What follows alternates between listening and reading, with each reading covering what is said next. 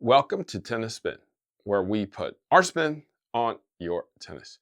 So recently I was in Japan, and you know how I love to buy rackets from those thrift stores over there.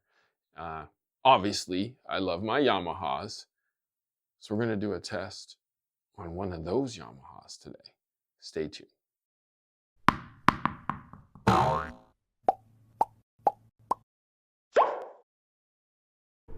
Sky, great playing today, man. Thanks. Good hitting. Oh, thank you. My arm doesn't feel right. Uh-oh. Interesting. I got something. Hang on.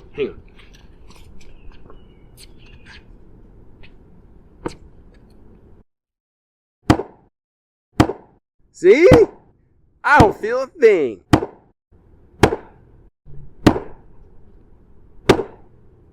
Wow. My arm doesn't feel a thing. Feels great. See? I told you. All right, Harry. One more shot. I'm going to go real big.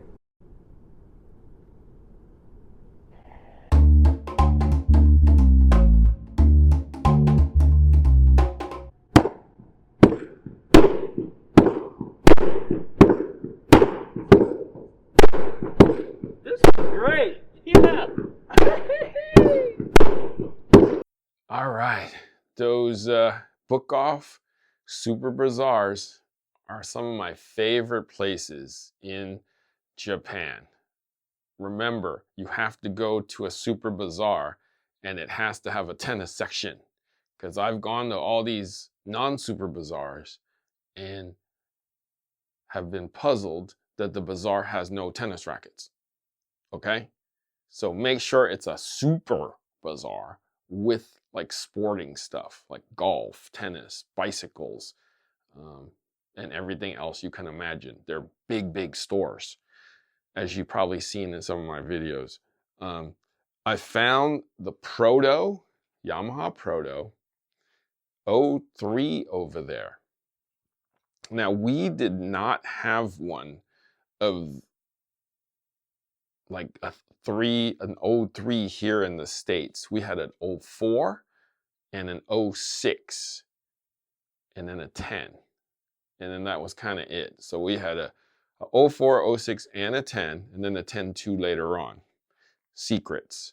So this 3 is a little interesting to me because the weight and the paint reminds me of a Secret 06 because the 6 was heavier and maybe just as stiff. It had this kind of a black paint job, but I didn't restring it, but I did change the grip on it, or at least cover the grip.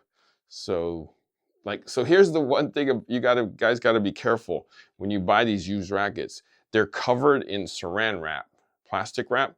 Once you start taking them off, you see all this dust start falling off of it. So what I like to do when I do it is I put a mask on and I put gloves on and I hold it right over the garbage can, so that when I take it off, it just kind of falls off in there. And I just either I take off the original grip, which is now disintegrating, or I just quickly cover it. And I think I quickly covered it with this one. Okay? So we're going to take this out to Coach Jerod and Kira. This racket is older than them. Yeah. So let's see what they think about, it's like 30-year-old technology, and to see if they understand this racket. All right, we'll see you on the court.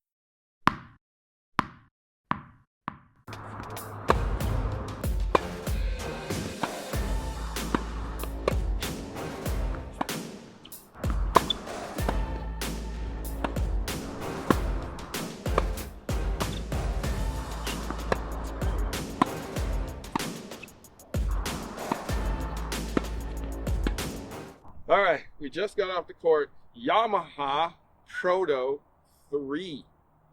So just to give you guys a little bit of background on it, I believe in the States it was called Secret 4. For some reason in Japan, they call it Proto. Maybe they don't like the word secret. I don't know. So, or maybe, I don't know. They don't want to keep it a secret over. I don't, whatever. Kira, I like the way you swung with this because I felt like you swung through it. But tell them what you thought. I mean, I think I put like the first 6 balls in the net, so Oh. that's how that went. I don't know. Definitely, I don't think I got used to the racket the whole time. Like my stroke, I don't know if it's quite the right fit for this racket, especially on the forehand side. I mean, maybe I did a little bit better on the backhand. I have more spin on the backhand side, but my flat forehand, I don't even know. Maybe I was like too far in front or something, but. Oh, interesting. I thought, see, in my mind, because I feel like when you come around like this, that you just have to set that plane and just catch it just right, and it would just like take off. This is a multi, and it is extremely old. So that's what I was saying. I was telling her when we were hitting, I was like, it's not a poly. It's not a poly. Like, come over it a little. Just a hair. Just a hair. And then she got it. She got it. But, I mean, this racket's obviously older than you. I mean, your dad and I would probably know what this is. Let's put it that way.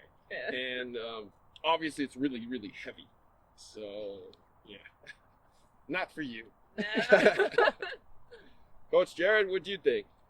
Yeah, I mean, Harry's had me try a decent amount of Yamaha rackets these days, or I guess just overall on the channel, and I'm always excited to test them out because the one thing that I always know of these things is just extreme weight.